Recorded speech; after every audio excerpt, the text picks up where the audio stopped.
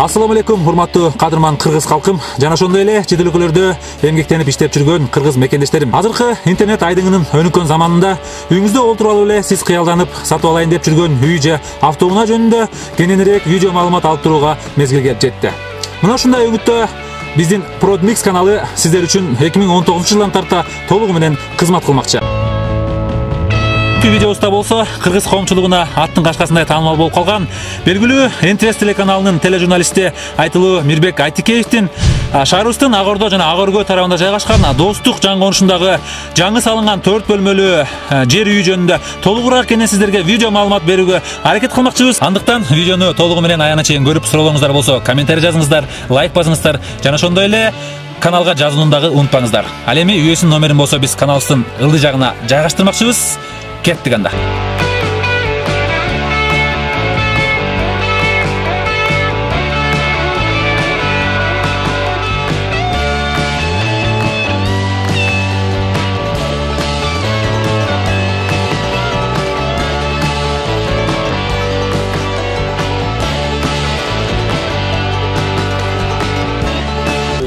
Жаңы конуштун аты Достук деп аталат.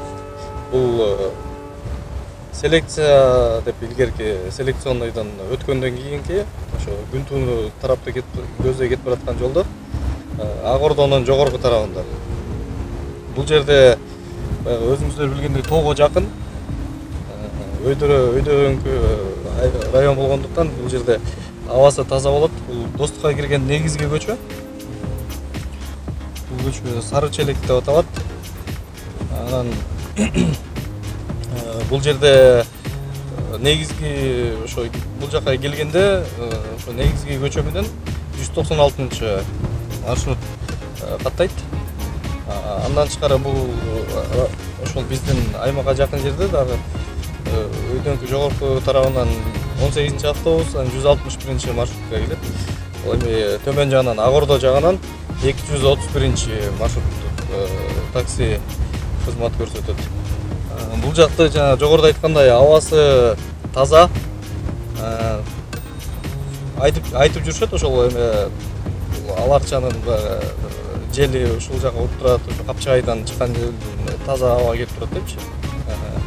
Анан бул райондо өзүңүздөр билгендей биздин ошо жан конушта кызыл китеби бар. Мындай мыйзамдуу түрүндө бөлүнгөн 2009 жылы. Анан суу, электр жарыгы, свет бар. Бардыгы ар бир үйгө киргизилген. Анан бирок бул жан конуш ошо Бишкек менен Сокулук районунун аймагынын чек арасында жайгашкан. Биз турган жер азыр бул Сокулук районуна карайт. Бишкек менен чек арада бир 200 метр айрым бар. Келечекте ошо Борбор калаага кошулат деген перспективасы бар деп айтышат. Элдер өздөрү ынтымактуу жолду, анан кийин электр жарыгын, сууну өз күчү менен элдер топтолушуп туруп алып беришкен. Мына бул жерде автоунаа турган жер бул 196 маршрутканын эң акыркы остановкасы болуп эсептелет. Азыр бул жерден биз оңго кетебиз. Бул көчө Чатыркөл деп аталат. Жаңы Чатыркөл деп атап. Азыр биз болсо ушу сатылып аткан үй Чатыркөл 43-үй участок, 43-үй дом.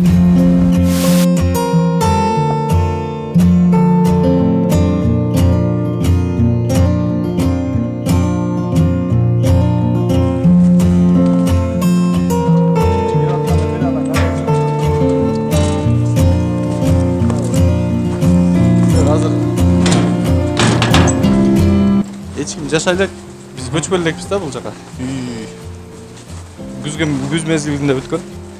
Анан сыртта майда барат кылын электе иштери бар. Кирип келгенде Кушатка коюлуп төрдө үй, оң жак бетте дагы кичинекей ашкана да коелу, жанагындай конок чакырганда мындай чакан дагы өзүнчө 3 комнаталуу жанында временка да козго, ошондой бар. Асты болсо брусчатка төшөлгөн. Ошол бүгүн кар жаап салып тазалан элек, жаңы силер менен чогуу келдик. Ошо үйдүн ичине өтөлүбү? Келдиң сен да.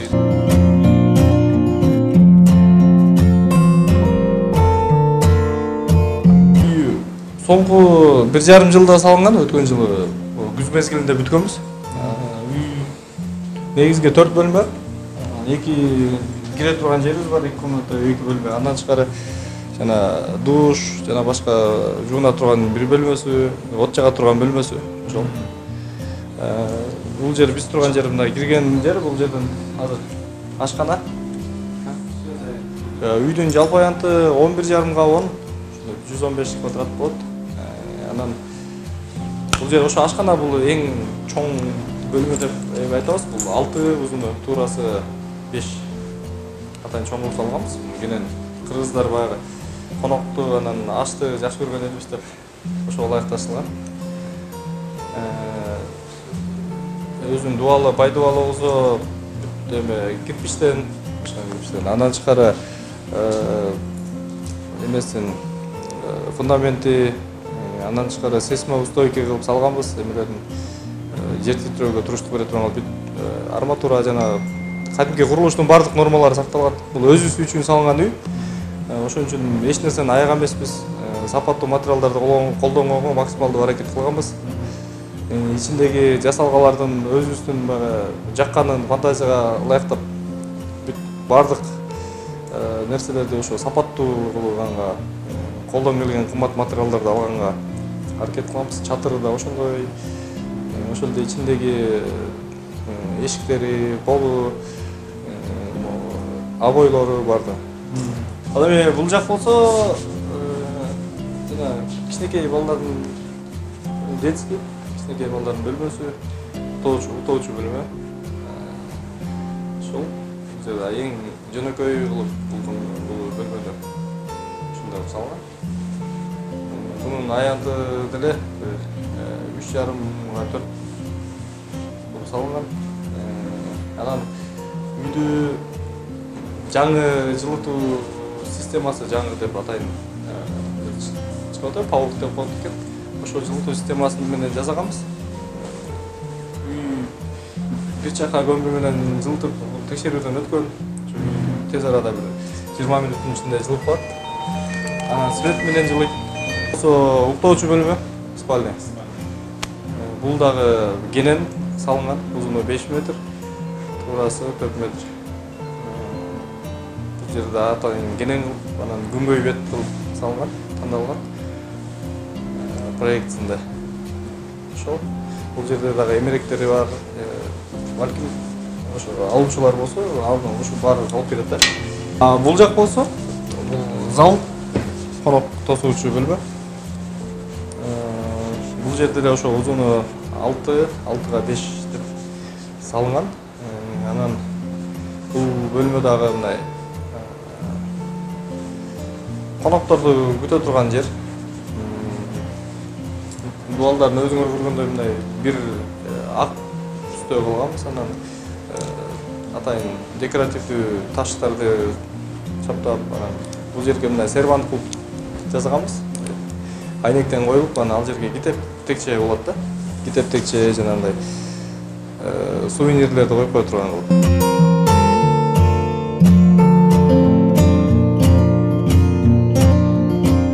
Анан бул жерде ошол ашкана, кухняныкы, анан спальняныкы, анан ошол залдыкы, натяжной потолок, натяжной шыптар. Анан бардык жерде жанагындай софиттерди колдонулган. 2 положениеде свет өчүп кет. Азыркы жаңы бардык эле жасашып аткандай кылып заманбап кылууга аракеттенген эмес.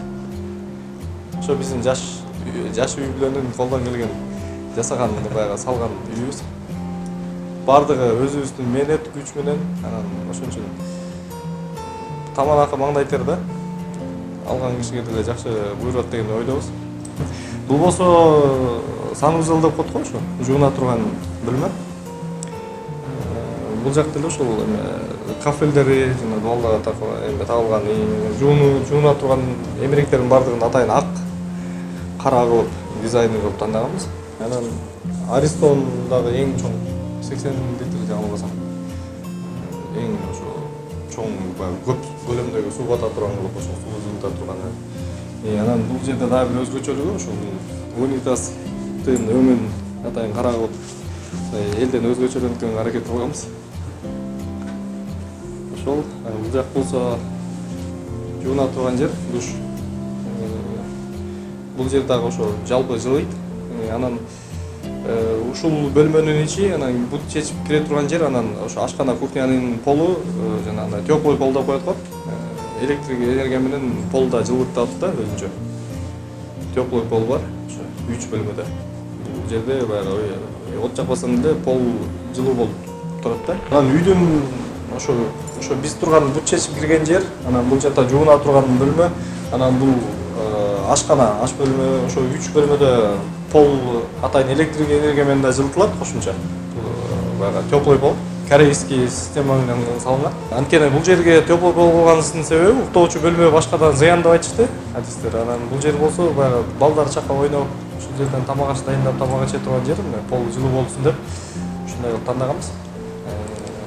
Анан бул жерден мындагы ошо электричествосундагы жаңы система менен атайын ар бир бөлмөнү өз алдынча оңдогонго ылайыкташтырып салынган. Мисалы ар бир бөлмөдөгү свет эгерде бузула турган болсо, аны оңдош үчүн баардык светти өчүрүп кереги жок.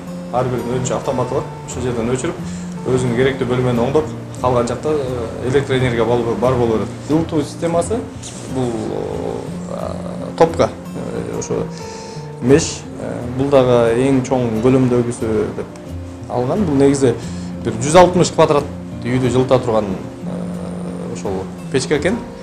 Мешти. Анан биз ошо 120 квадратка деп алдык. Бул ошондон уламбы 20 мүнөттө анан кийин эң көмүрдү дагы аз талап кылат экен.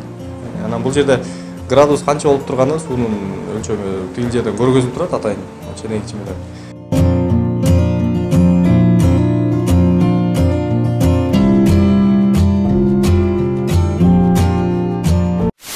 Ошол фундаменттин болушунча бекем жердин алдына 1 метрге чейин казылып, сейсмоустойкий кылып салганбыз. Российский арматуралар, анан аянган эмеспиз да, атайын бийик кылып аракет кылганбыз. Анан эшиктин алдында мындай брусчаткалар төшөлгөндө мындай фундамент бир жапа-жарак көрүнүп атат. Бирок негизи 1,5 метрдей бийик болчу да. Анан тышкары үйдүн дубалы жогоруда айткандай кирпичтен, анан сырты болсо деген пенопласт деп атайын жылуулай турган кылып. Жайында салкын болот, кышында жылуу болот. Ошол үйдү жылытууга дагы баягы жакшы каражат, ошон үчүн ошондой менен утеплять.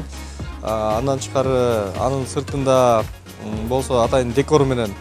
Анан бул азыркы бул көрүп тургандай өң дагы мына азыркы көп үйлөргө жаңыдан ушул келип атат. Сары же болсо мурдагыдай анандай кызыл тазыл эмес, ушундай өңгө азыр көптөр кылышып аткан экен. Ушундай өңдү жасадык. Терезелери пластик. Бул да россиялык фирманыкы болчу.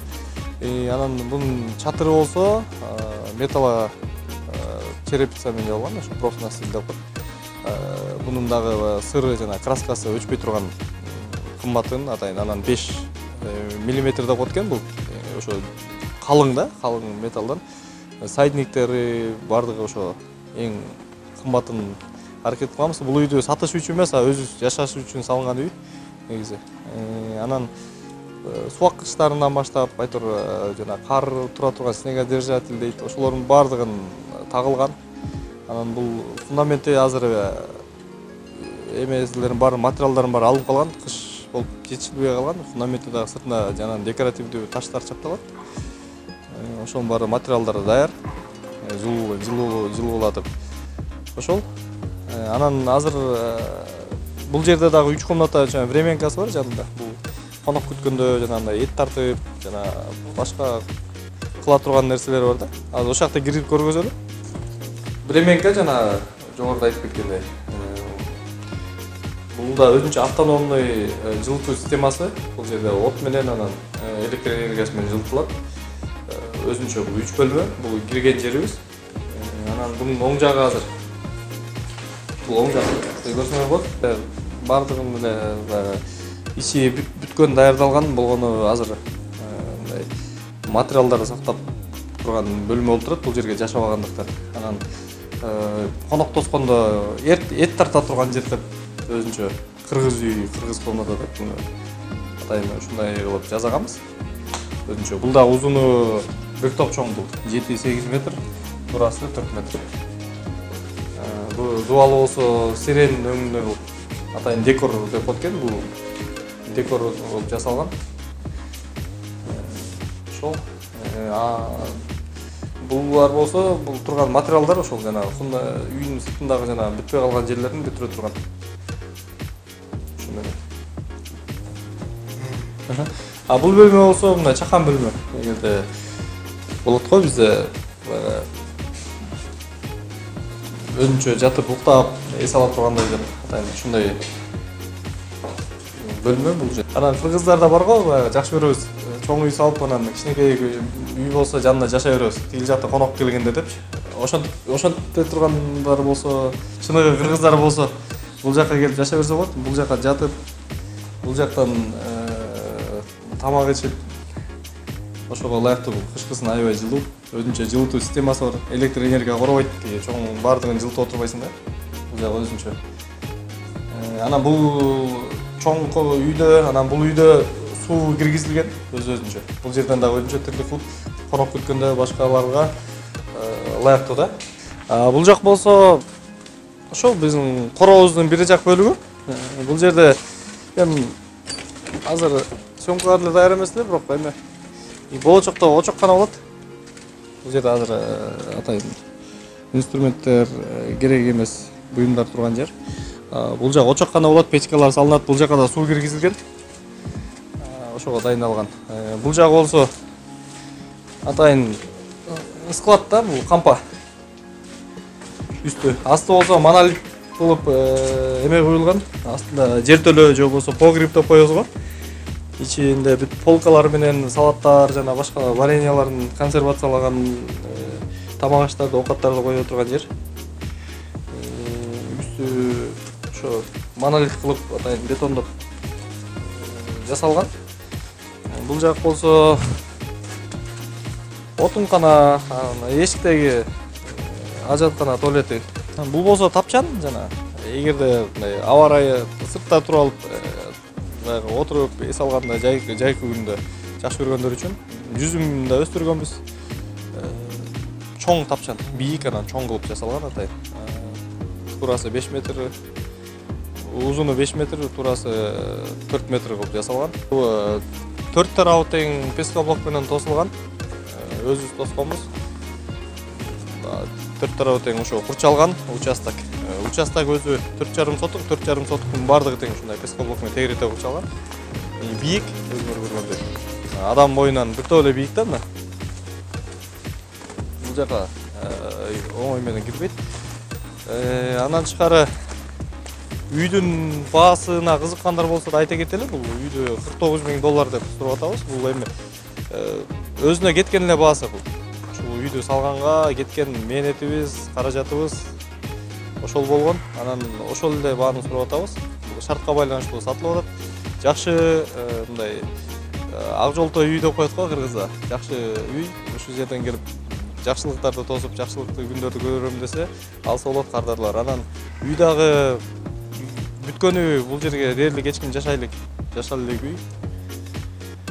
Ошон үчүн келгиле, кызыгып аткандар болсо, тиешелүү телефондорго байланышып алсаңыздар болот.